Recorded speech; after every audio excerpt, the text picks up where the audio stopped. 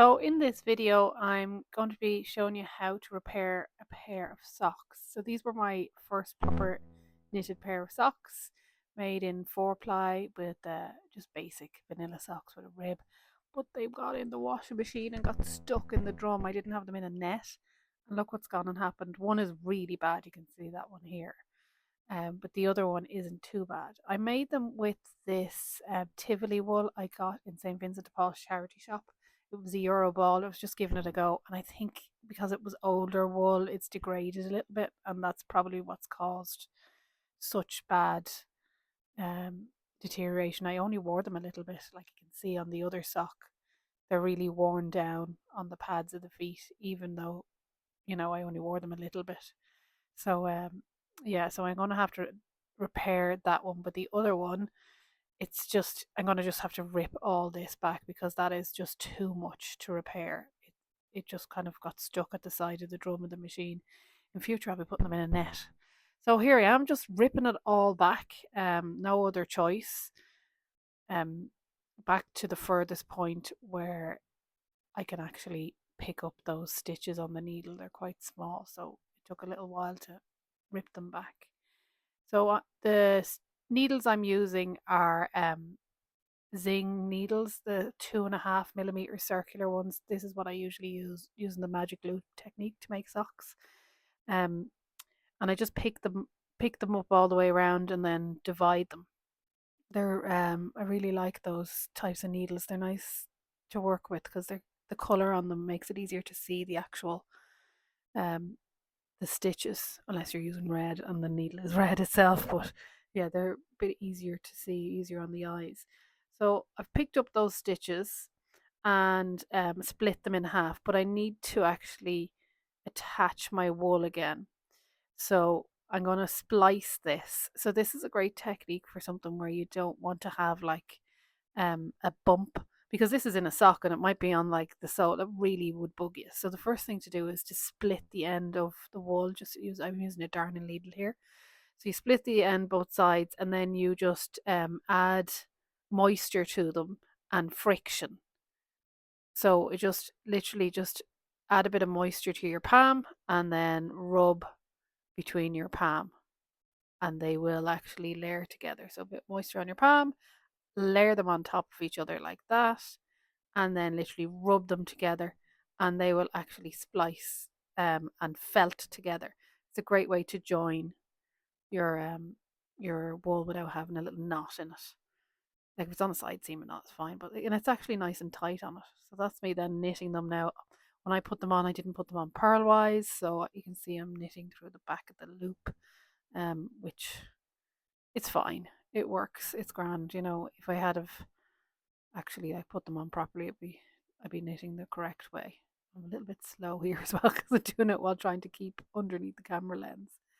So I continued on with this, and I basically knit the whole toe from halfway down my foot up to the toe, and then turning it around. If you've ever used magic loop, it's a great one. I hate those not hate those double pointed needles. They just don't work for me. And the little ones, I don't think they're as easy for these, but that's just a personal choice.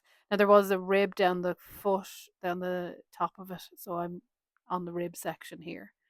And I continued on, and then I actually see then darned, not darned, cast off, and use Kitchener stitch just to close it up there at the toe, which is a nice and strong stitch. So there's my new sock, but the other one, the base of it, like the pad of your foot, has a little bit of wear on it. So what I'm going to do is darn this.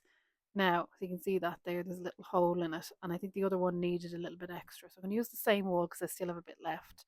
I need a scissors, darning needle, and then you're meant to use a mushroom, but I didn't have a darning mushroom. And I was talking to my mum about this, and apparently my granny used to use like shoe polish tin. No, I don't have any shoe polish, so found something that would kind of work, and it seems to do the trick.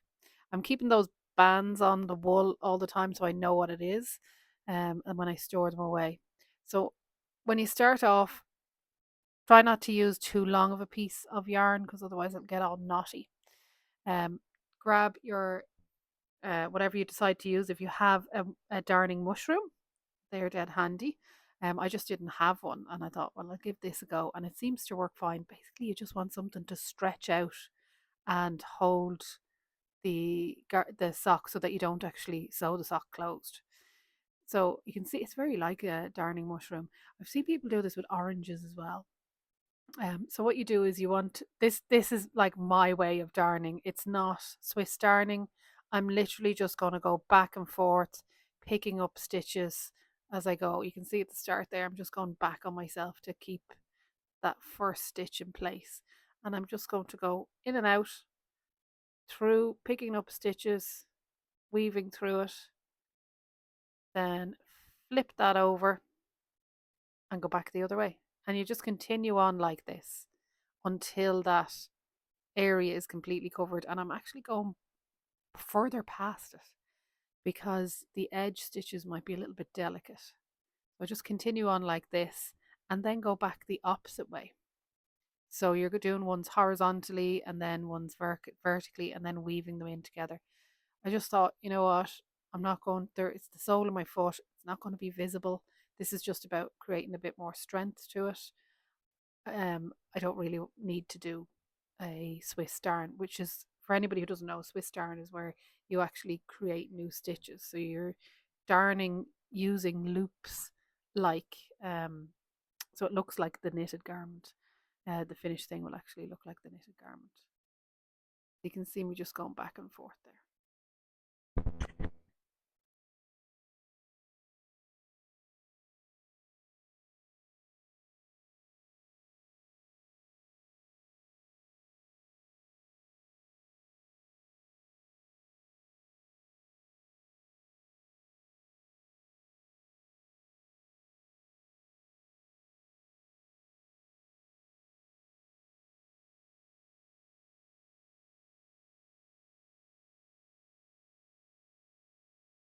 Once you have all those stitches done, you feel like it's covered up enough.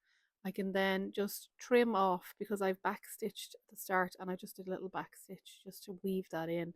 And eventually it's going to felt, so you won't really need to secure it any further. Um, Take out that little implement that we've used. That's the top of a Yankee candle. And it seems to be fine. I've been wearing these and they're comfortable. I can't really feel the stitches underneath. It's the same wool, and they're going strong still. I have bought a net, so they go in the washing machine in a net. But that's it. My socks are saved. Ta-da!